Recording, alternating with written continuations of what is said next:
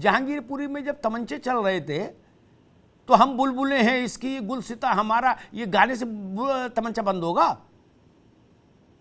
अरे बंद करो यार, ड्रामा बहुत घोली है 70 साल। अब कानून के हद में आओ, कानून की जद में आओ, सिर झुका के चलो सब लोग कानून के सामने। ये भाईचारा आईचारा कुछ नहीं, गंगा जमुना अमना नहीं, गंगा अलग जमुना अलग, अपने अपने रास्ते बहो, सिर नहीं फोड़ो एक दूसरे का। मसला सिर्फ इतना सा है। फरहत अली खान साहब से मैं बात शुरू करूंगा। खान साहब, जो बातें उत्तर प्रदेश की सरकार ने आज कहीं कल कहीं जो फैसले लिए गए, मुझे लगता है ये फैसले केवल एक प्रदेश का मसला नहीं, हालांकि यहां लिए उसका स्वागत, लेकिन देश के स्तर पर जो तस्वीर बन रही है उसमें अब देश के स्तर पर ऐसे कानून बनाने पड़ेंगे। ये छोटे मसले नहीं रहे। अगर 10 दिन के भीतर 8 से 10 सूबों में हिंसा हो जाए तो इसका मतलब ये बवाले जान बड़ा है। क्या इसके लिए आपको लगता है कि देश के स्तर पर कानून बनना चाहिए? जी जनाब, पहले तो मुझे शामिल किया, मैं आपको देखता था सर, और मेरी बड़ी उम्मीद थी कि आज कभी रूबरू हूं। आज हुआ। आप जैसे विचार पूरी दुनिया में, अगर ऐसे विचार इंग्लिश, हिंदी और तमाम भाषाओं में रखे जाने लगे तो पूरी दुनिया अमन और शांति का गहवारा बनेगी। सर, एक शेर से, रामपुर उत्तर प्रदेश से जुड़ा हुआ हूँ कि आग का क्या है पल दो पल में लगती है, आग का क्या है पल दो पल में लगती है, बुझते बुझते एक जमाना लगता है। वही कोशिश अमिताभ अग्निहोत्री की टीवी 9 पर बैठकर हमेशा से रही है कि किसी सूरत से इस देश में जो ये ड्रामाबाजी है भाईचारे का, सारे जहां से अच्छा और ये और वो सब खत्म होना चाहिए। अब धर्म का पालन होना चाहिए। सर, हम लोग धर्म और दीन में फर्क नहीं समझते। धर्म का मतलब आप तो खूब समझते हैं कि प्यासे को पानी पिलाना धर्म है हमारा, देश का कानून मानना धर्म है, दीन हमारा नमाज पढ़ना है, कलमा पढ़ना है, अजान देना है, ये हमारा दीन है। और जब धर्म की आप लोग बात करते हैं, हमारे हिंदू भाई बात करते हैं, तो मुसलमान बुरा मान जाते हैं कि आप धर्म से खिलवाड़ कर रहे हैं। पहले तो धर्म और दीन में अंतर समझना ही मुसलमानों को पड़ेगा। ठीक बात। दूसरी बात सर, कि जो ये तमाम योगी आदित्यनाथ जी ने जो फैसला लिया और जो फैसले ले रहे हैं, मैं तो हाथ जोड़कर और सर झुका करके उन्हें सलाम करता हूं कि एक खूबसूरत हिंदुस्तान बनने के लिए जा रहा है। सभी लोगों को योगी आदित्यनाथ जी से भी सीख लेना चाहिए, और अगर सहूलतों के एतबार से हो तो केजरीवाल जी से भी सीख लेना चाहिए। इसका मतलब ये नहीं है कि ओवैसी जी के यहाँ बैठे कि हम ओवैसी जी के निर्देशों पर चलेंगे। अपने धर्म का पालन करें और कानून का एहतराम करें। जैसे आपने कहा, गंगा अलग बहाओ, जमुना अलग बहाओ, और कभी कभी ये मिल जाएं तो ऐसे मिले जैसे जो पुराने एक दोस्त होते हैं वो मिल गए, दोनों ने एक दूसरे का स्वागत किया। जी, बहुत अच्छी बात कही फरहत अली खान साहब आपने। उसामा नदवी साहब, घर दिखावे के लिए हैं, लिखत पढ़त में एक रहे सिर्फ, क्या बाकी उसमें 100 खाने खिंच गए हैं, किसी का सर साबुत नहीं बचा घर में जितने रह रहे, क्या है, रोज गाली गलौज हो रही है राष्ट्रीय स्तर पर, क्या। और लेकिन बाहर बोर्ड टंगा, ये घर एक है, सारे जहां से अच्छा हिंदुस्तान हमारा, हम हैं इसकी बुलबुले, ये गुलसिता हमारा, क्या। इस ड्रामे को अब बंद हो जाना चाहिए। बहुत हो लिया, हर ड्रामे की उम्र होती है, नहीं हर चीज की तो उम्र होती, तो ये ड्रामा आजर अमर क्यों? गंगा अलग बहाओ, जमुना अलग बहाओ, दोनों राजी हो जिस दिन उस दिन मिल जाओ, फिर अपने अपने घर जाओ। ठीक, न मौसी माँ के घर रहे, ना माँ मौसी के घर रहे, ठीक, अलग अलग रहो भैया, क्योंकि आप लोगों में इतनी सलाहियत नहीं किसी में कि एक साथ रहे। एक साथ रहने के लिए बड़ी सलाहियत चाहिए। नहीं, इसलिए एक सवाल पूरा सुन लो, हमें पता है आपका उत्तर भी। इसलिए सख्त कानून, कानून के डंडे के नीचे हिंदू हो, मुसलमान हो, सिख हो, ईसाई हो, बौद्ध हो, नव बौद्ध हो, सब सिर झुकाएं, और जो नहीं झुकाए उसको जेल में डालो, और जो भी कठोरतम दंड हो सकते हैं राष्ट्रद्रोह के वो लगाओ। मुझे लग रहा है अब भारत उस स्थिति पे आ गया। अगर 15 दिन में 10 राज्यों में ये बदतमीजियां हो सकती हैं, तब तो फिर इसका मतलब है कि एनफ इज एनफ, टाइम आ गया। नदवी साहब, टाइम आ गया कि इतनी कड़क, इतनी बड़ी सख्ती हो कि कोई चू नहीं कर पाए। सीधे चलो, सीधे नाक की सीध में, तो सीधे ही चले फिर। नदवी साहब, मैं आपके यानी इन विचारों से इत्तेफाक नहीं रखता हूं जी, क्योंकि हिंदुस्तान एक ऐसा मुल्क है कि जिसकी एक आंख हिंदू है तो दूसरी आंख मुसलमान है। तो अगर हम ये कहें कि एक आंख से देखा जाए और एक आंख बंद कर ली जाए तो समाज में उस शख्स को काना ये कहा तो जाएगा। किसी ने कहा, आपने सुना नहीं शायद? नहीं, ये किसने मेरी कहा? बात नहीं, ये किसने बोला? अभी किसी ने बोला कि एक आंख बंद करके देखा जाएगा? नहीं, तो आप कहना क्या चाह रहे हैं कि आप इधर चलिए हम उधर चलें? ना ना ना ना ना, कानून के दायरे में सब लोग रहो, ये कहना चाह रहे हैं। कानून के चाहे कोई, चाहे मुहर्रम का ताजिया निकले, चाहे रामनवमी की यात्रा निकले, कानून के दायरे में निकलेगी। कानून के दायरे से बाहर जाए, गैंगस्टर लगाओ, जेल भेजो। बिल्कुल बिल्कुल। ये कह रहे हैं, इसको आप ये रंग कैसे दे रहे हैं? एक आंख बंद कर लो, 2 आंख बंद कर लो, आंख में तकलीफ है तो दवा डालेंगे। चलिए, मैं एक शेर से अपनी बात कहूंगा कि फूलों की दुकानें खोलो, खुशबू का व्यापार करो। फूलों की दुकानें खोलो, खुशबू का व्यापार करो। और इश्क खता है, मोहब्बत खता है अगर, तो ये खता एक बार नहीं बार बार करो। तो जनाब, ये मुल्क मोहब्बत, प्रेम, भाईचारे, आपसी प्यार मोहब्बत से चलने वाला है। हम 1 या 2% लोगों की वजह से सब लोगों को दोष नहीं दे सकते। हुकूमत की जिम्मेदारी है कि वो लॉ एंड ऑर्डर मेंटेन करे। हुकूमत की जिम्मेदारी है कि वो नज्म नस्क को ठीक करके चलाए। हुकूमत की जिम्मेदारी है कि किसी भी तरह के धार्मिक आयोजन से पहले वो उसकी अनुमति ना लेने वालों के पर कठोर से कठोर कार्रवाई करे। ये होना चाहिए, बहुत सख्त है, बहुत सख्त जरूरत है। ठीक ठीक है। मुश्किल ये है, जो लोग जरूरत से ज्यादा मोहब्बत का गाना गाते, मुझे कई बार उन पर भी फिर थोड़ी उलझन हो जाती है। आप कब तक ये मुगालता फैला के रखना चाहते मुल्क में? मैंने अर्ज किया 15 दिन के भीतर 10 सूबों में आग लगी जी, और उसके बाद भी हम करेंगे मुल्क मोहब्बत का है। देखिए, इतनी सख्ती ठीक नहीं, और मुल्क को मोहब्बत से चलने दीजिए, शेर व शायरी से चलने दीजिए। अरे ये कोई गालिब की गली है क्या? भैया नहीं, ये सब नहीं। ठीक ठीक, आगे बात अभी दोबारा में आएंगे। ये सब नहीं, ये बहुत 70 साल 75 साल भारत ने झेल लिया। भारत को आगे बढ़ना है तो ये ड्रामा बंद करना होगा। ये ड्रामा नहीं चल सकता। यहाँ पथराव, वहां पथराव, यहाँ पकड़ के डालो जेल में। सब मैं सजा दूंगा उन लोगों को। मेरा काम है सजा देना। हुकूमत सजा देगी, अदलिया देख रही है, वो सजा देगी, कोर्ट सजा देगा। ना ना ना ना, मैं ठीक है, आ गई आपकी बात। मैं रविंद्र पटेल के पास चलूं, अंत में बीजेपी के पास जाऊंगा। मैं तो ऐसी तरतीब बता रहा हूं। लोग कहते हैं कि पहले गुनाह कर लेने दो, आपको मेरी कसम, उसके बाद में सजा हो जाएगी, जिसको देनी है वो दे लेगी, और मेरी किस्मत हुई तो मैं बच भी जाऊंगा अगर धरना प्रदर्शन अच्छा कर दिया।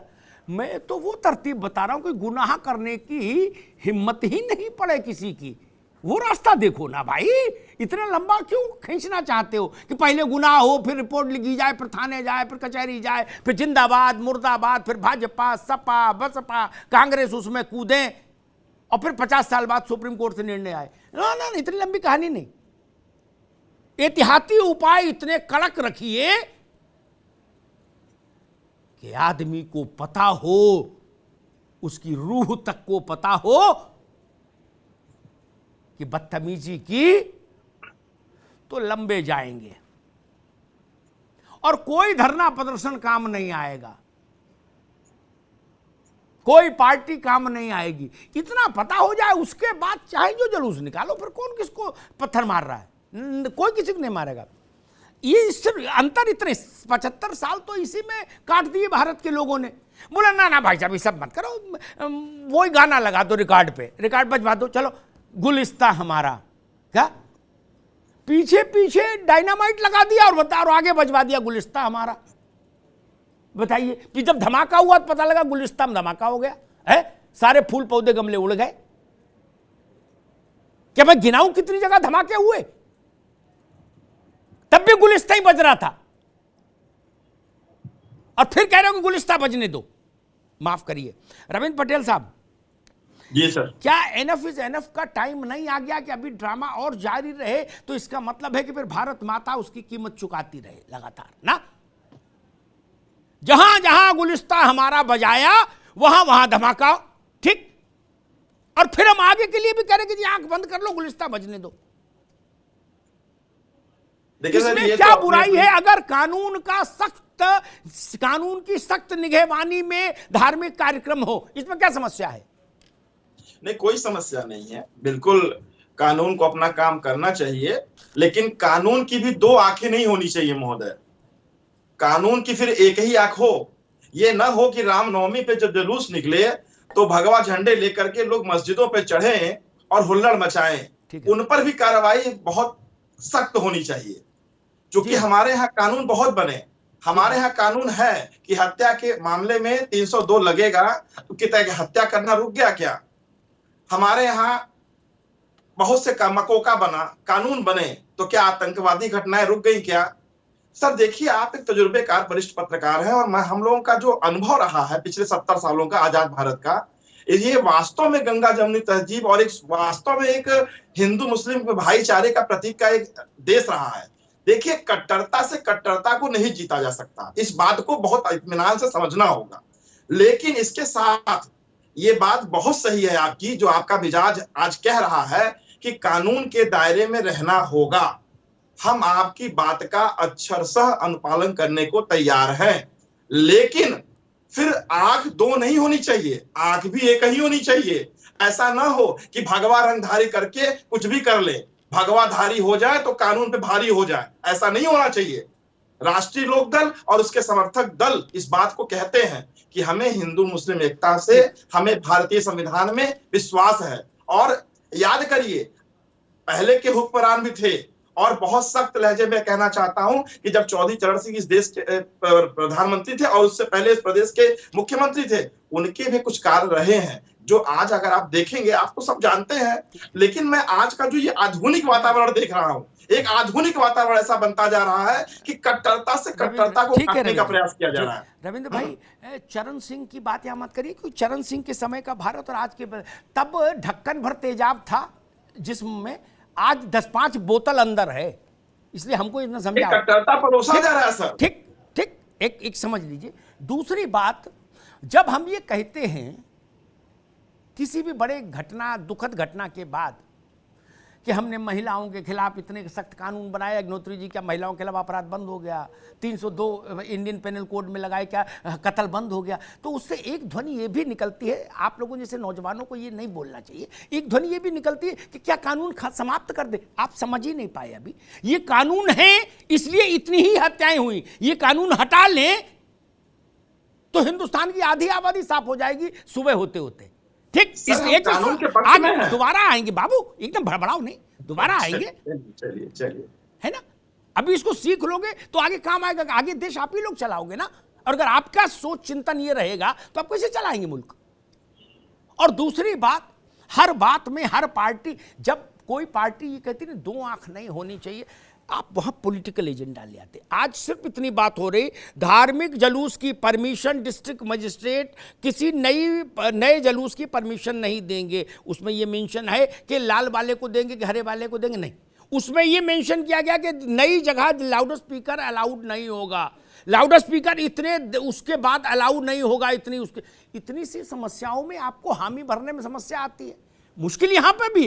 इसीलिए जो दूसरे तत्व हैं जो देश के मिजाज को खराब करना चाहते हैं, उनको भी खाद पानी मिल जाता है। ये मैं कह रहा हूं रविंद्र पटेल। मैं कंचन द्विवेदी के पास चल रहा हूं, आएंगे अभी नहीं आएंगे आपके पास, आएंगे।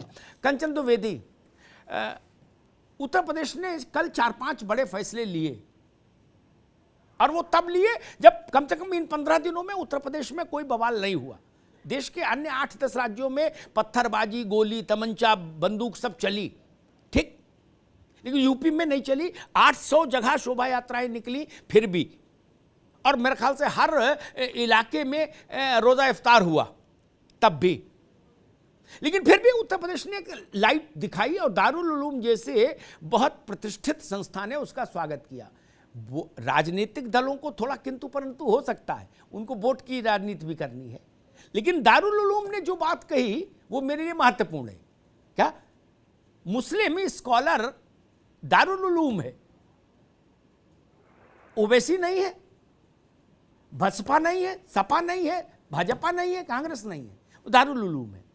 क्या आपको लगता है कि देश के, चूंकि देश में भी आपकी सरकार है, देश के स्तर पर ऐसी कोई व्यवस्था अब बननी चाहिए, ये सारे जहां से अच्छा गुलिस्तां हमारा बहुत बजलिया रिकॉर्ड, अगर तमीज और तहजीब नहीं सीख पाए 75 साल में, और एक दूसरे के धार्मिक भावनाओं का सम्मान करना भारत में हम लोग नहीं सीख पाए, हिंदू और मुसलमान, सीधी बात कहूं तो फिर कानून के दायरे में रहिए सब लोग। ऐसा कोई व्यवस्था, ऐसा कोई मॉडल, जैसा मैंने शुरुआत में कहा था, जैसे हम लोगों ने चुनाव के लिए एक मॉडल कोड ऑफ कंडक्ट बनाया और लागू किया भारत में, ठीक, क्या वैसा ही रिलीजियस एक्टिविटीज के लिए कोई कोड ऑफ कंडक्ट बनाना होगा? कंचन जी। जी सर, पहले तो बहुत बहुत आपको नमस्कार।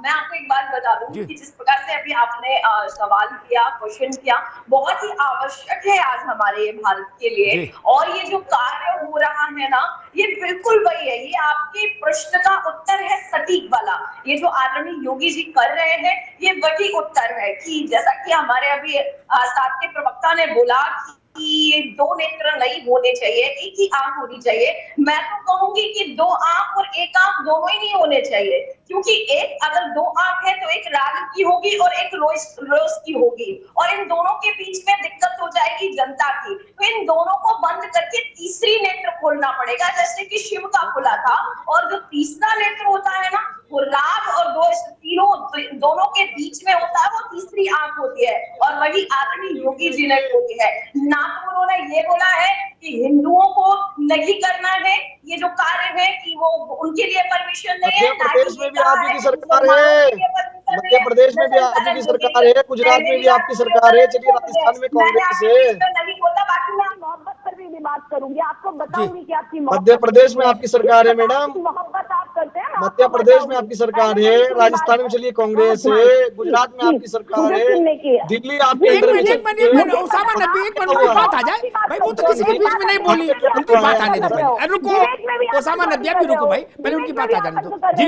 अभी तो मोहब्बत का राग नाम रहे थे, अब डिबेट में आकर के आतंकित कर रहे हो, क्या बात है भैया जी, क्या कर रहे हो? कम से कम जनता देख रही है, तो मोहब्बत का झूठा ही पैमाना लगा रहे हो, आप लोगों को थ्रेट्स देते हो। आपसे बड़ा आतंकी कौन होगा? हमें आतंकी क्यों नजर आ रहा हूँ मैं आपको आतंकी? ये तो बताइए, मेरे माथे पे लिखा हुआ है कि मैं आतंकी हूँ जी, मेरी पेशानी पे लिखा हुआ है, मेरी पेशानी पे लिखा हुआ है कंचन जी के मैं आतंकी हूँ।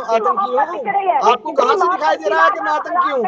कहाँ से नजर आ रहा है, किस श्रेणी से आपको नजर आ रहा है कि मैं आतंकी हूँ? मैं आपसे पूछ रहा हूँ कि गुजरात में आपकी सरकार थी, मैं आपसे पूछ रहा हूँ मध्य प्रदेश में आपके मामा जी हैं शिवराज सिंह चौहान जी, वहाँ पर आखिरकार क्या किया गया अल्पसंख्यक समुदाय के साथ, माइनॉरिटीज के साथ किस तरह का व्यवहार किया गया? मस्जिदों के बाहर जाकर भड़काऊ भाषण, भड़काऊ नारे, भड़काऊ डीजे बजाने की अनुमति दिल्ली आपके अंडर में चलती है। मैं आपसे पूछना चाहता हूँ कि बगैर अनुमति के किसने उनको